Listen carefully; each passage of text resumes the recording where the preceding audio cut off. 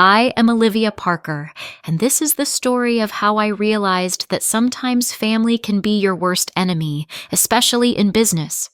For 10 years, I poured my heart and soul into our small family tech company, transforming it from a tiny startup into a $50 million enterprise.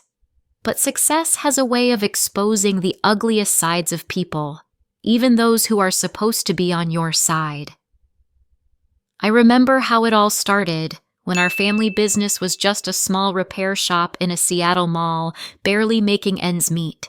My father, Robert, had founded it 20 years ago, and despite the struggles, it was his pride and joy. My sister Madison was always the golden child, straight A's, elite business school, daddy's favorite. And I was the quiet one.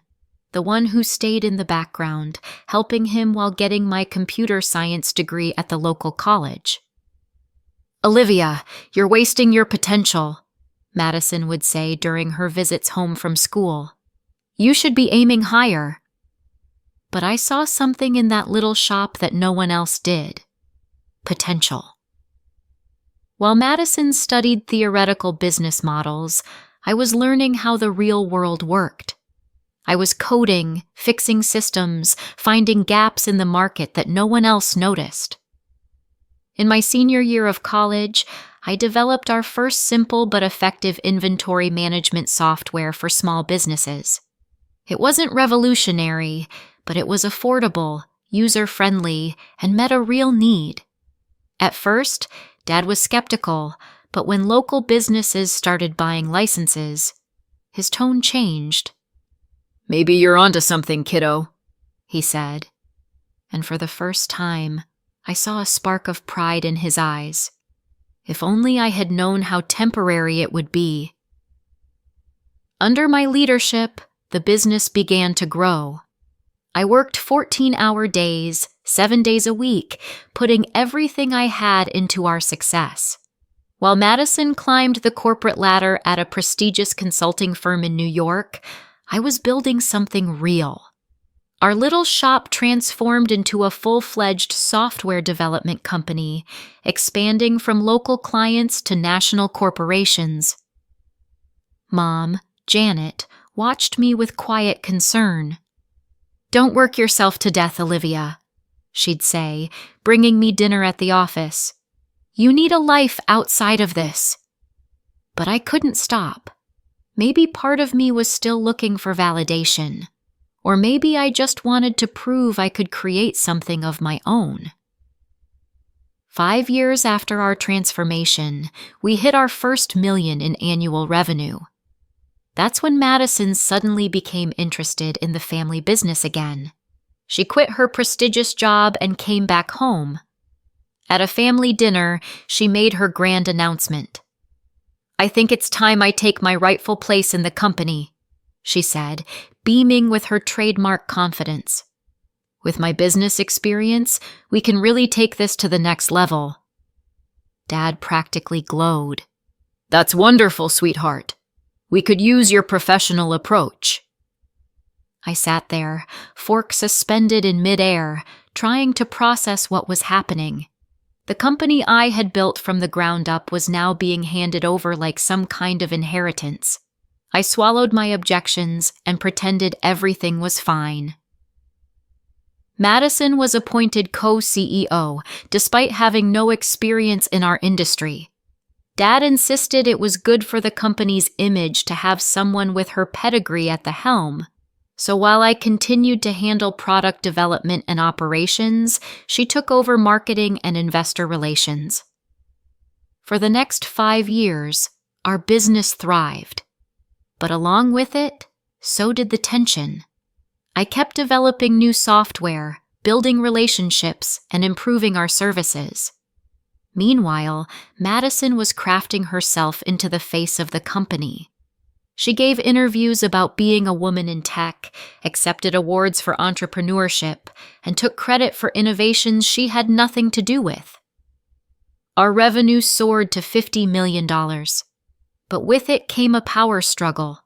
Madison began excluding me from key meetings, making decisions without my input, slowly and methodically pushing me to the sidelines of my own creation. Then came the night of Dad's 60th birthday. The night that changed everything, of course. The party was Madison's idea. She rented a grand hall in Seattle's most expensive hotel and invited all our business partners. It was less of a birthday party and more of a networking event disguised as a celebration. But that was Madison's style. I arrived in my best black dress. As soon as Madison spotted me, she gave me that disapproving look I'd grown accustomed to over the years. "Couldn't you have made more of an effort?" she hissed. "There are important people here, Olivia." I ignored her and focused on greeting the guests. The room quickly filled with businessmen, politicians, investors, and family friends. Madison worked the room like a politician, shaking hands and flashing her perfect smile. I, as usual, stayed in the background, making sure everything ran smoothly. Dinner was served, and just as I started to relax, Madison clinked her glass to get everyone's attention. I expected the typical speech, maybe a tribute to Dad, some nostalgic childhood memories. Instead, she dropped a bomb that shattered everything. "As we celebrate Dad's 60th birthday," she began, her voice confident and authoritative, "I think it's time to announce some changes at Parker Tech." My stomach clenched. Changes? "The board of directors has agreed that the company needs unified leadership to move forward," she continued. Her words cut through the air like a blade. "Board of directors? What meetings?" flashed through my mind. "For too long, we've been held back by outdated thinking and resistance to change," Madison went on. Her eyes met mine. "That's why, starting today, I'm taking on the role of sole CEO. It's time for certain elements that no longer serve our growth to step aside." A murmur ran through the hall. I sat there, numb, as Madison conducted her corporate execution in front of our entire network. "Some people," she added, her voice dripping with fake sympathy, "are better suited for technical tasks. Olivia has done a decent job maintaining our legacy systems, but in today's fast-paced industry, we need vision, we need excellence. And frankly, Olivia, you're just not cut out for this level of business." I turned to Dad. "Say something. Stand up for me," my eyes pleaded. But he just nodded with a proud smile on his face. Mom, on the other hand, lowered her eyes, her hands trembling slightly on the table. Madison wasn't finished. "The truth is," she said, her voice rising for dramatic effect, "Olivia, you're obsolete in today's business world. Your outdated ideas and lack of formal business education have become a liability. It's time for you to step down gracefully." The silence in the room was deafening. All eyes were on me, waiting for my response. I could feel the pity, the judgment, the unspoken agreement with Madison's words. Everything I had built, every late night, every sacrifice, all of it was being taken away from me in front of everyone. Slowly, I stood up. My chair scraped against the floor, the sound cutting through the silence like a gunshot. Everyone expected a scene, maybe tears, shouting. Instead, I simply picked up my purse, walked over to Dad's table, and placed a small wrapped gift in front of him. "Happy birthday, Dad," I said quietly. Then I turned and walked out, head held high, leaving behind the whispers and snickers and the sister who thought she had won. That night, I sat in my home office, surrounded by awards and patents with my name on them. Madison thought she had taken everything from me, but she forgot one crucial detail.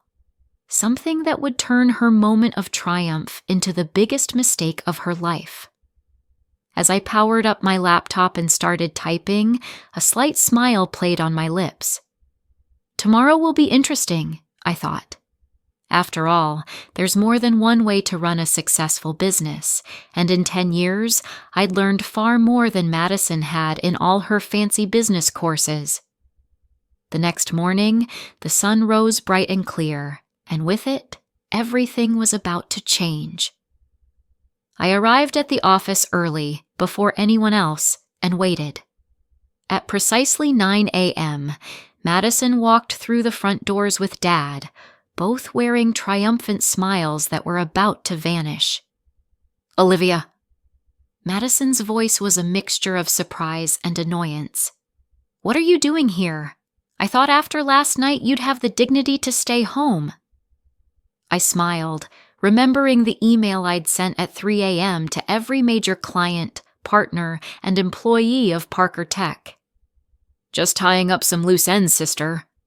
But since you're here, we should probably talk about the future of the company." "There's nothing to talk about," Dad interjected. His voice was firm. "Madison's in charge now. The board has already approved it." "Ah, yes, the board," I said, pulling out my tablet. "Let's talk about that." I tapped the screen, and the main monitor in the conference room lit up with a document. You see, while Madison was busy planning parties and giving interviews, I was actually building this company. And there are a few things you seem to have forgotten. I opened another document, zooming in for emphasis. First, let me remind you that I own 51% of the shares. The color drained from both their faces. Madison gasped. "That's impossible." "When we incorporated 10 years ago, Dad gave Madison and me 25% each, keeping 50% for himself. But 3 years ago, when we needed capital for expansion, Dad sold me 6% of his shares. Remember that day, Dad? You were too busy attending Madison's award ceremony to handle the negotiations yourself, so you signed the papers without reading them carefully." I clicked again, and the screen filled with legal documents. And that's not all.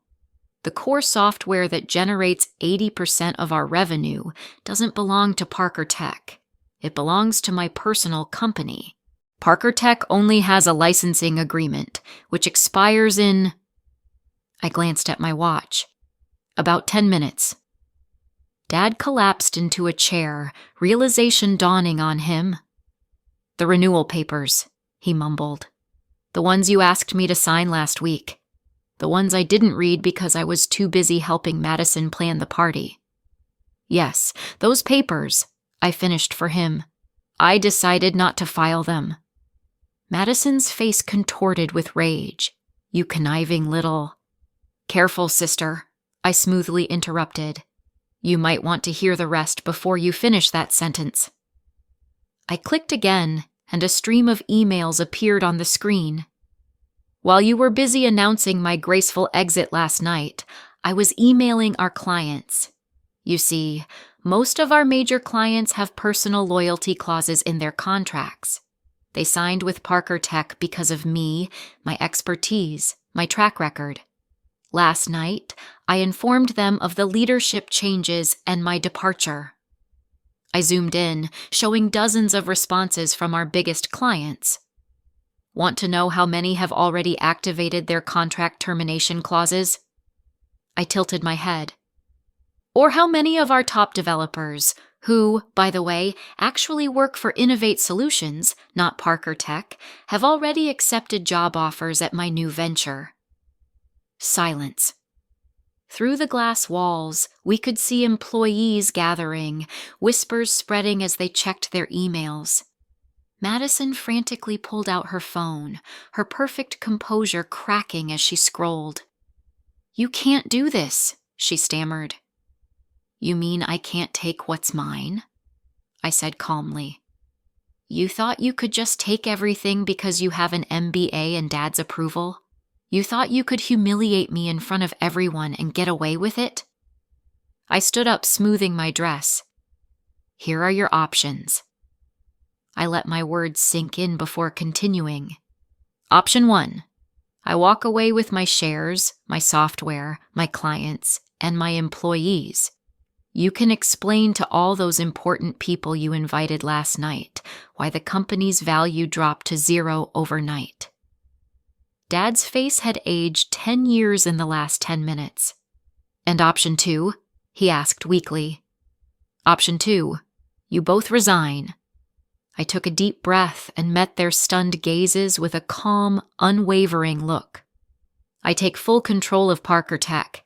You both remain shareholders, receiving dividends but having no say in operations. Madison gets a nice severance package and glowing recommendations for her next job. Somewhere far from here. Madison's face turned an interesting shade of red. You planned all this? Didn't you? You were just waiting for the right moment to stab us in the back? I laughed shortly, no humor in it. No, sister. You've both been taking me for granted this whole time. I built this company from the ground up while you collected awards for my work. I planned this. I glanced at my watch again. About 12 hours ago, after you called me useless in front of everyone we know. My phone vibrated. Another client termination notification. Time's running out. What's it going to be? Dad and Madison exchanged glances, communicating silently in that way I'd always hated. Finally, Dad sighed heavily. Olivia, sweetheart, he began, his voice soft, almost pleading. Let's not be hasty. We're family. Surely we can find a compromise. I shook my head. No, Dad. The time for compromise is long past. You both made it clear that I'm not the family you want in this company. Madison seemed to finally grasp the gravity of this situation. Her arrogance disappeared, replaced by desperation. Olivia, please, I was wrong. I shouldn't have said those things last night. Let's just go back to how things were before. Back to how things were. I couldn't hold back a bitter laugh. When you were taking credit for my work? When you were excluding me from important meetings? When you were slowly pushing me out of the company I built? No, Madison, we can't go back to that. I glanced at my watch. You have 5 minutes before I start sending out official departure notices to our partners and investors.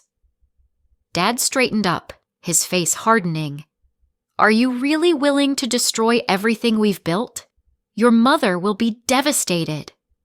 Don't you dare bring Mom into this, I snapped. She's the only one who's always supported me, and I'm not destroying anything. I'm saving what I built from the people who tried to take it away from me. Madison, always quick to recover, tried one more time. Okay, Olivia, you've won. We'll leave. But let's at least discuss terms. Maybe we could stay on as consultants or… No, I said firmly. You'll get your shares and annual dividends. Nothing more. No involvement in the company, no consulting, a clean break. Dad looked defeated. And what do we tell people? I shrugged. The truth. That you decided to retire and hand the company over to me. Or a lie. That you both suddenly discovered a passion for orchid growing and are moving to Hawaii. I don't care. My phone vibrated again. Another notification. Time's almost up. Make your decision. Madison looked at Dad, then at me. Her shoulders slumped. Fine, she whispered. We'll go. Dad nodded, suddenly looking old. Yes, we'll go. I pulled 2 envelopes from my briefcase. Here are your resignation letters. Sign them. They signed, hands shaking. As soon as the ink was dry, I collected the documents. Well, I said, standing up. I guess that's it. Security will escort you out. As they headed for the door, Madison paused. Olivia, she said quietly. I'm sorry. I looked at her, the sister I once adored, the woman who had tried to destroy me. No, Madison, I replied. You're not sorry. You're sorry. You lost." As the door closed behind them, I took a deep breath. 10 years of work, struggle, and sacrifice had led to this moment. I turned to the window, looking out at the Seattle skyline. "Time to start anew," I whispered to myself. And for the first time in a long time, I felt truly free. Did you like the story? Write your opinion in the comments. Don't forget to subscribe to the channel and turn on notifications so you don't miss the next interesting story. See you tomorrow.